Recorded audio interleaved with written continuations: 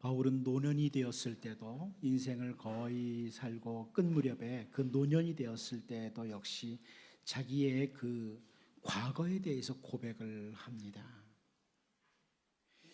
디모데전서 1장 13절 14절을 보면, 내가 전에는 비방자요 박해자요 폭행자였으나 도리어 긍휼을 입은 것은 내가 믿지 아니할 때 알지 못하고 행하였음이라. 우리 주의 은혜가 그리스도 예수 안에 있는 믿음과 사랑과 함께 넘치도록 풍성하였도다. 그렇게 고백을 합니다.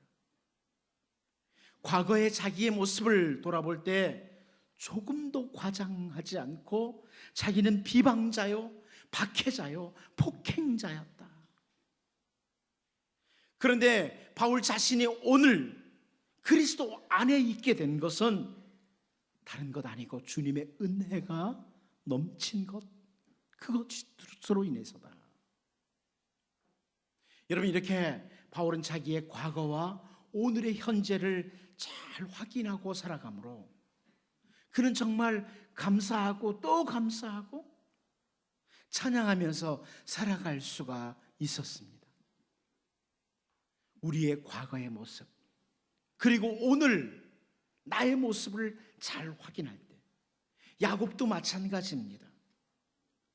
사실 야곱은 자기 실력으로 잘 살아가고 있다고 그렇게 생각을 하고 살았습니다. 나는 그래도 타고난 재주가 있고 타고난 실력이 있다고. 그러나 야곱이 나이가 점점 들어가면서 분명히 깨달은 것이 있는데, 그건 바로 자기가 살아온 것을 돌아보니까 하나님의 은혜였다는 겁니다. 야곱이 창세기 48장 15절 16절에서 그렇게 고백을 합니다. 그가 요셉을 위하여 축복하여 이르되, 내 조부 아브라함과 아버지 이삭이 섬기던 하나님, 그리고 뭐라고 하냐면 나의 출생으로부터 지금까지 나를 기르신 하나님, 나를 모든 환난에서 건지신 여호와의 사자께서 이 아이들에게 복을 주시오며 이들로 내 이름과 내 조상 아브라함과 이삭의 이름으로 칭하게 하시오며 이들이 세상에서 번식되게 하시기를 원하나이다. 과거에, 현재에, 미래에도 은혜밖에 없다. 그런 고백이죠. 오늘 고난주간을 시작하는 종려주일입니다. 저는 이 종려주일 또 고난주간에 단순히 예수님께서 십자가에서 얼마나 아프셨을까, 얼마나 힘드셨을까, 이런 것을 묵상하는 것이 옳은 묵상이 아니라, 오늘 본문에서와 같이 우리의 과거의 상태, 우리의 과거의 모습, 그리고 오늘의 현재의 복된 상태를 돌아보면서 이것이 바로 예수 그리스도로 말미암아 온 것이다, 이것을 살피고 묵상하고, 그래서 감사하면서 고난주간을 보내는 것, 이것이 고난주간을 잘 보내는 거라고 봅니다. 그래서 오늘 말씀을 살피면서 과거의 내 모습, 현재 나의 모습, 이것을 돌아보면서 오늘 내가 나 되도록 하신 것이 바로 그리스도의 은혜로 인해서다, 감사하면서 고난주간을 보낼 수 있기를 바랍니다. 그러면 오늘 본문에서 바울이 고백하는 첫 번째 모습은 뭐냐면 우리의 과거의 모습인데요, 우리의 과거는 육체의 욕심을 따라 살던 진노의 자녀들의 모습이었다고 고백을 합니다. 참 잘 표현해 주는 거죠. 우리는 과거에 육체의 욕심을 따라 살던 진노의 자녀들이었다, 진노가 임했던 그런 자녀들이었다, 그런 표현입니다.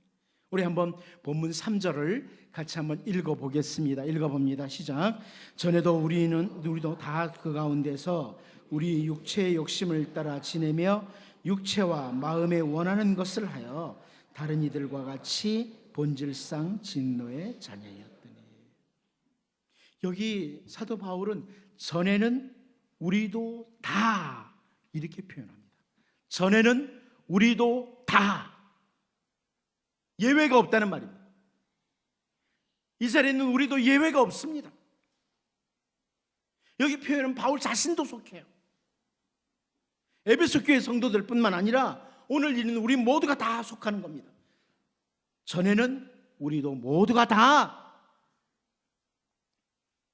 우리가 성경에서 말씀한 그대로 잘 과거에 살아왔기 때문에 야, 너 좀 잘 살았다, 그러니까 구원을 주겠다, 이게 아니에요.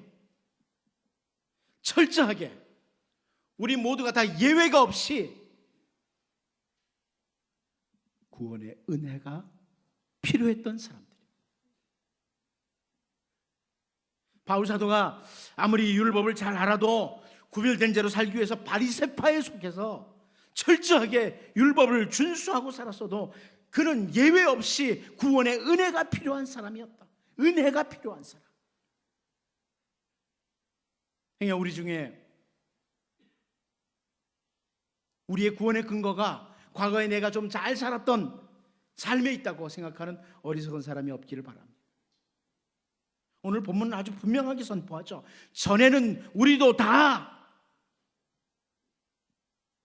바울 사도를 통해서 하나님은 로마서 3장 30절에서요, 할례자도 믿음으로 말미암아 또한 무할례자도 믿음으로 말미암아 의롭다 하실 하나님은 한 분이시니라.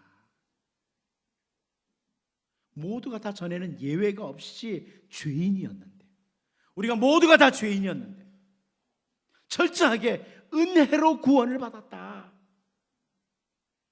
믿음으로 의롭다 하심을 받았다, 이렇게 선포하고 있습니다.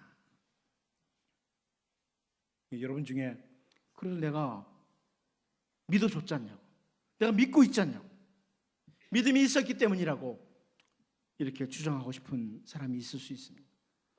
내가 그래도 세상에 믿지 않는 사람 많지만 나는 그래도 하나님을 믿지 않냐고. 그런데 에베소서 2장 8절 말씀이에요. 너희는 그 은혜에 의하여 믿음으로 말미암아 구원을 받았으니 이것은 너희에게서 난 것이 아니요 하나님의 선물이라. 결국 믿음도 선물로 받은 거예요. 예수 그리스도를 믿게 된 것 선물입니다. 아무나 믿는 게 아니라는 거예요.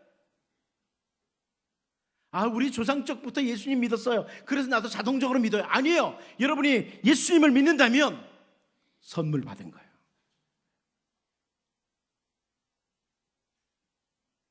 오늘 본문에 육체라는 단어는 타락한 본성을 가리키는 거예요.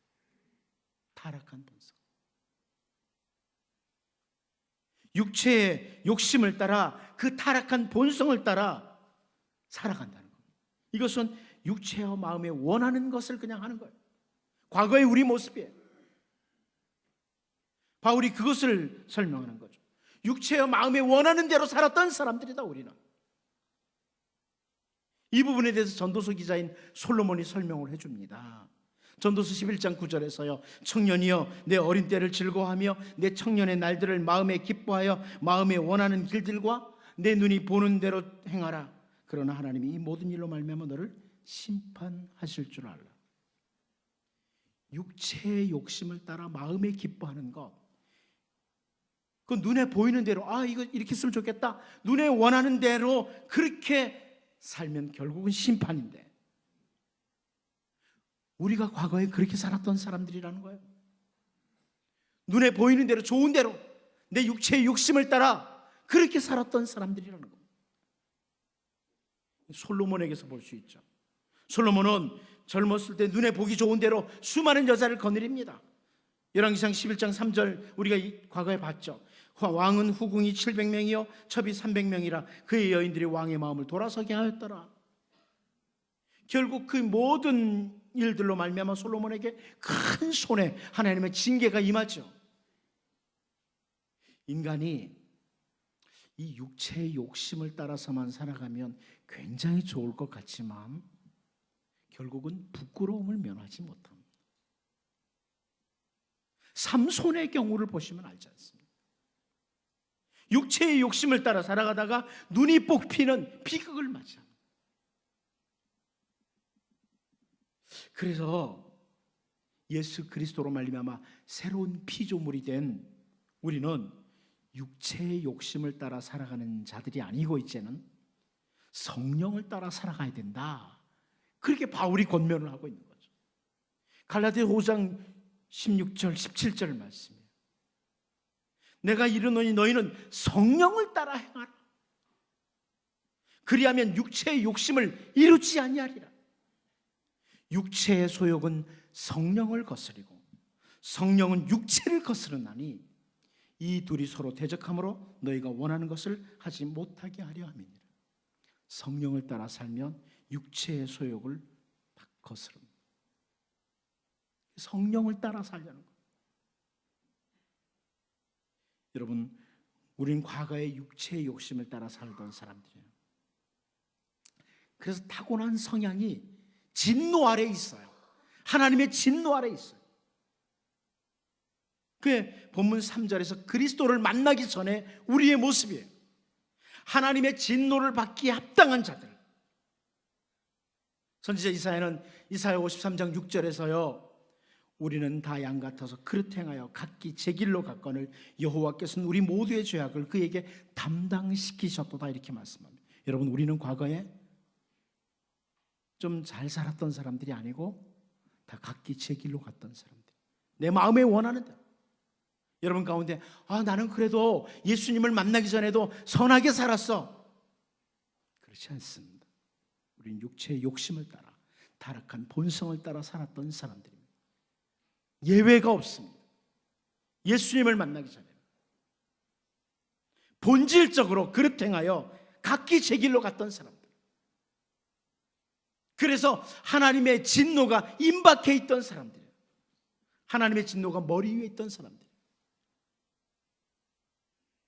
로마서 1장 18절 말씀을 보면 하나님의 진노가 불의로 진리를 막는 사람들의 모든 경건치 않음과 불의에 대해 하늘로부터 나타나나니. 사실 우리에게 하나님의 진노가 있던 사람들, 우리가 바로 하나님의 진노의 대상들이었어요. 한 사람도 예외가 없이. 그 진노가 얼마나 크냐, 하나님의 진노가 얼마나 무섭냐. 홍해를 건넌 후에 모세와 이스라엘 자손들의 노래 가운데 나옵니다. 출애굽기 15장 7절 말씀을 보면 주께서 주의 큰 위엄으로 주를 거스르는 자를 엎으시니이다. 주께서 진노를 발하시니 그 진노가 그들을 지푸라기 같이 살았니이다. 하나님의 진노, 하나님을 거스르는 자들에게 임하는 하나님의 진노는 지푸라기 같이 살았습니다. 얼마나 하나님의 진노가 사람들을 두렵게 하냐면 계속해서 출애굽기 15장 14절 15절에 나오죠. 여러 나라가 듣고 떨며 블레셋 주민이 두려움에 잡히며 에돔 두령들이 놀라고 모압 영웅이 떨림에 잡히며 가나안 주민이 다 낙담하나이다. 하나님의 진노가 임하는 백성들에게는요, 두려움이에요. 여러분, 과거에 우리는 이런 하나님의 진노의 대상이었습니다. 그런데 예수님의 십자가의 은혜로 예수님이 갈보리 언덕에서 그 진노를 대신 받으심으로 우리는 진노의 대상에서 하나님의 사랑의 대상이 되었습니다. 바울은 이걸 보는 거예요. 나는 과거에 하나님의 진노의 대상이었다. 우리 모두가 다 하나님의 진노의 대상이었다. 그런데 갈보리 언덕에서 주님이 십자가를 지시고 그 하나님의 진노를 다 받으셨다. 그리고 우리는 하나님의 사랑의 대상이 되었다. 여러분, 고난주간에 예수님 얼마나 아프셨을까? 얼마나 힘드셨을까? 우울하게 묵상하고 지내는 것이 아니고요, 이 십자가 은혜를 생각하면, 이 십자가 능력을 생각하면 고난주간은 감사하는 주간입니다. 감사합니다. 감사합니다. 나를 진노의 대상에서 하나님의 사랑의 대상으로 바꾸어 주셨으니, 여러분, 이 고난주간에 십자가의 능력, 이걸 묵상하고 지내셔야 됩니다. 십자가에서 얼마나 아프셨을까? 머리에 가시관 쓰시고 그런 묵상하는 게 아닙니다. 한국교회 성도들이 잘못 묵상해요. 그런 묵상하는 게 아닙니다. 십자가의 능력을 묵상하셔야 됩니다. 진노의 대상에서 사랑의 대상으로 바꾸신 그 십자가의 능력, 그 어떤 능력보다 큰 능력이죠. 이 십자가의 능력을 묵상하면서 이 고난주간 한 주간 정말 감사하고 주님의 은혜에 또 감사하면서 보내는 한 주간이 될 수 있기를 바랍니다. 두 번째로 우리는 오늘 본문에서 그러면 긍휼이 풍성하신 하나님, 그러니까 왜 주님이 십자가를 지시고 우리를 진노의 대상에서 사랑의 대상으로 바꾸셨냐? 긍휼이 풍성하신 하나님, 그 하나님으로 인해서다. 우리 4절 말씀 같이 한번 읽어봅니다. 4절을 같이 보겠습니다. 시작. 긍휼이 풍성하신 하나님이 우리를 사랑하신 그 큰 사랑을 인하여. 진노 아래, 하나님의 무서운 진노 아래에 있던 우리 죄인들에게 큰 변화가 나타났는데, 그 변화가, 사랑의 대상으로의 변화가 오게 된 이유는 하나님께 있다는 겁니다. 그 원인이 하나님께 있다는 거예요. 긍휼이 풍성하신 하나님이 우리에게 큰 변화를 가져온 거예요. 우리가 그래도 뭐 잘 살아보려고 뭔가 해보려고 노력했기 때문이 아니고, 그 원인이 하나님께 있었다. 긍휼이 풍성하신, 긍휼이 풍성하신. 이 긍휼이라는 단어는요, 원래 어떤 단어냐면 언약 관계에 있는 사람 사이에서 나타나는 단어예요. 언약 관계. 여러분, 부모와 자녀는 언약 관계 있지 않습니까? 태어날 때 벌써 언약 관계가 되잖아요. 부모와 자식으로. 아무리 호적에서 파낸다 그래도 부모와 자식이잖아요. 이게 언약 관계예요.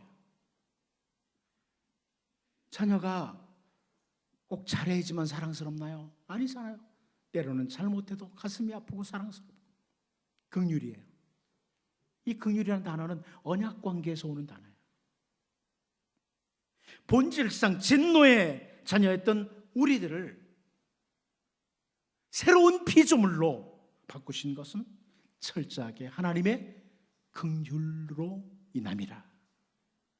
긍휼이 풍성하셨기 때문이다. 이런 말씀이에요. 시편 기자가 하나님의 그 긍휼에 대해서 설명을 하죠.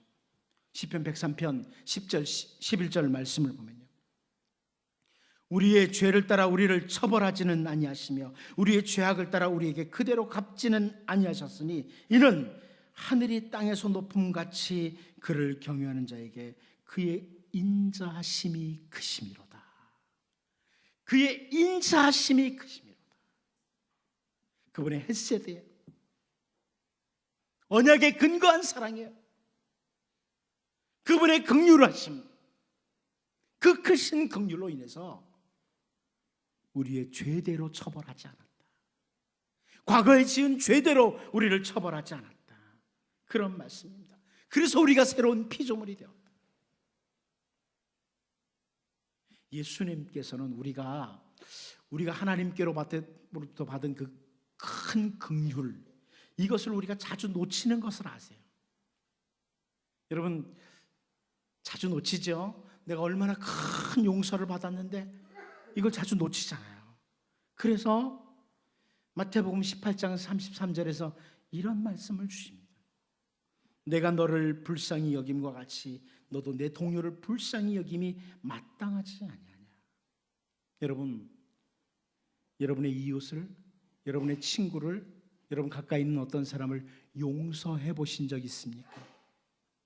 정말 나에게 잘못했는데, 나에게 너무너무 잘못했는데 그냥 값없이 용서를 해 주신 적이 있습니까? 쉽게 되던가요? 잘 안 되죠.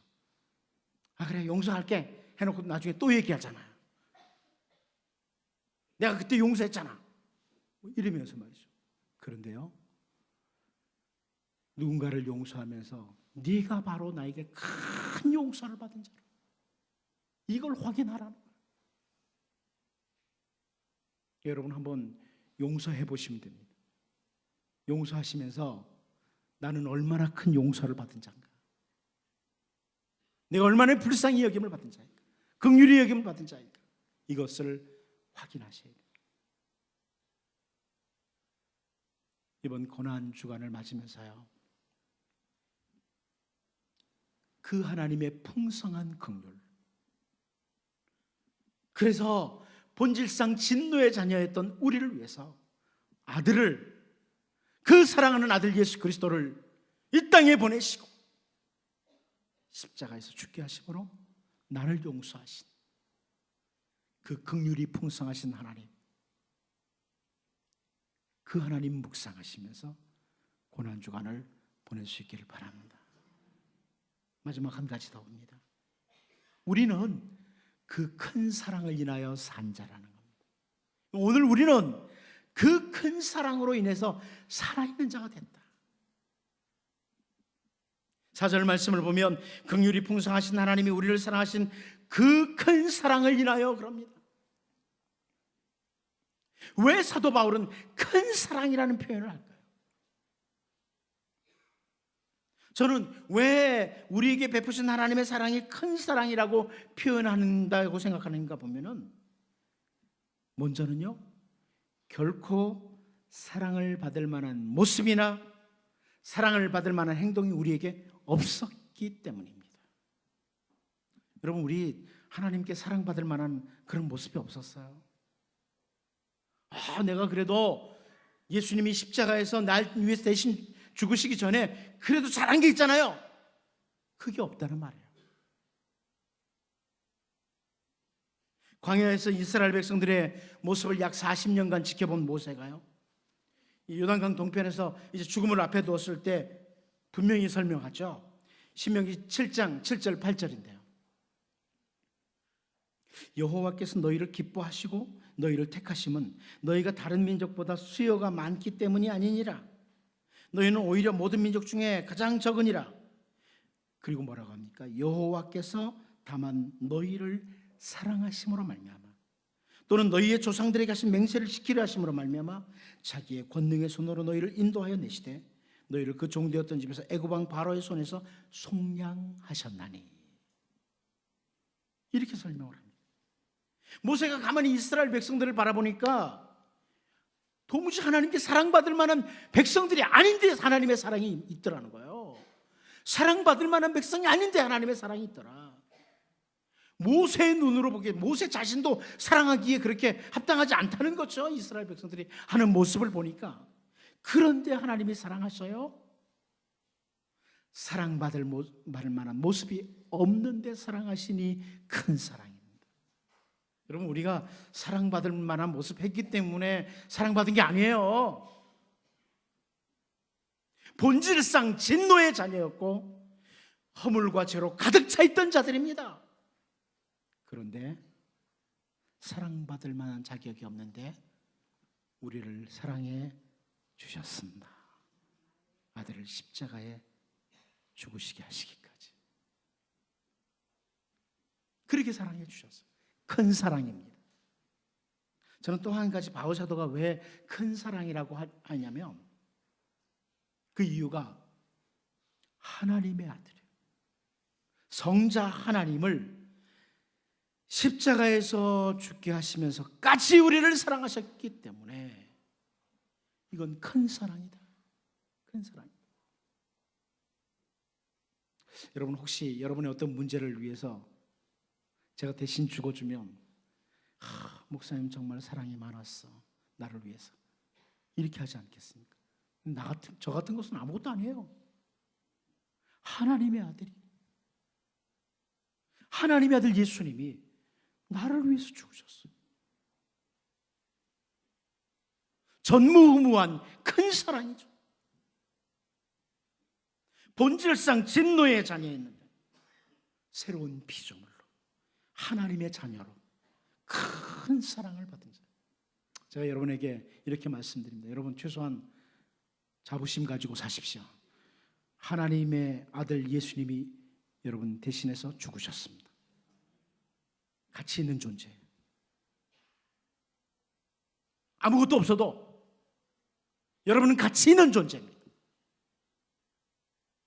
예수님께서 생명을 내주고 우리를 살게 하셨으니 가치 있는 존재. 쉽게 좀 사업 안 된다고 자살하지 마십시오. 어리석은 자입니다. 우린 귀중한 자들이에요. 가진 게 없어도 사람들이 어떻게 대해도 우리는 귀중한 존재들이에요. 예수님의 생명으로 살려내신. 오늘 본문 5절에 그럽니다. 허물로 죽은 우리를 그리스도와 함께 살리셨고 너희는 은혜로 구원을 받은 것이라. 병든 부분 고쳐주신 정도가 아니에요. 허물로 죽은 우리를 그리스도와 함께 살리셨습니다. 우리가 어떻게 이렇게 산 자가 되었는지 이걸 확인하면 바울 사도가 왜 감옥에서도 기뻐하고 찬송할 수 있었는지를 알게 됩니다.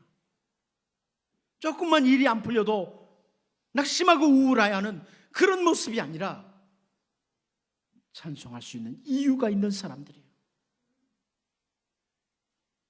여기 바울 사도는 그리스도와 성도의 하나됨을 다시 설명하는 거죠.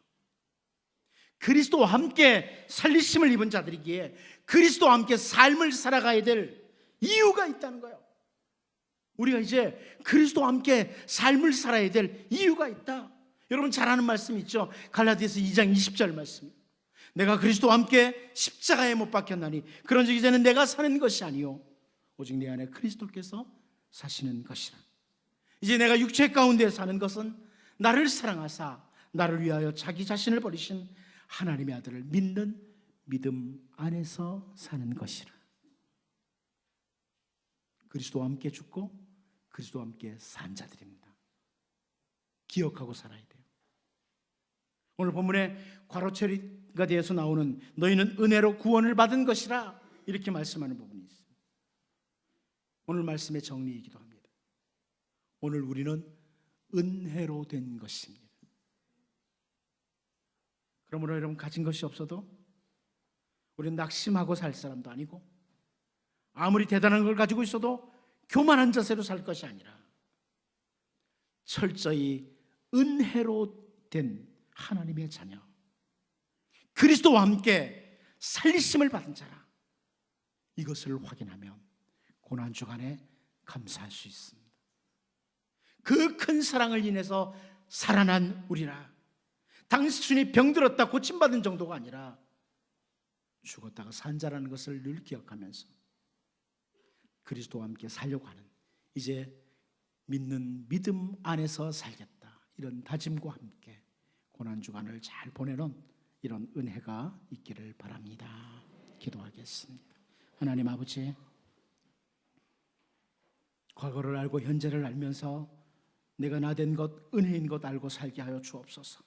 하나님의 진노의 대상이었던 우리가 하나님의 대상으로 바뀐 것을 알게 하시고 그 십자가의 능력을 기억하며 묵상하며 한 주간 보내게 하시고, 본질상 진노의 자녀였는데 하나님의 그 풍성한 긍휼로 인해서, 큰 사랑으로 인해서 오늘 내가 된 것을 늘 묵상하며 감사하며 고난주간 보내게 하시고, 그리스도와 함께 다시 살리심을 입은 자에게 그리스도를 믿는 믿음 안에서 살고자 하는 다짐과 함께 고난주간을 보낼 수 있도록 인도하여 주옵소서. 예수님의 이름으로 기도하옵나이다.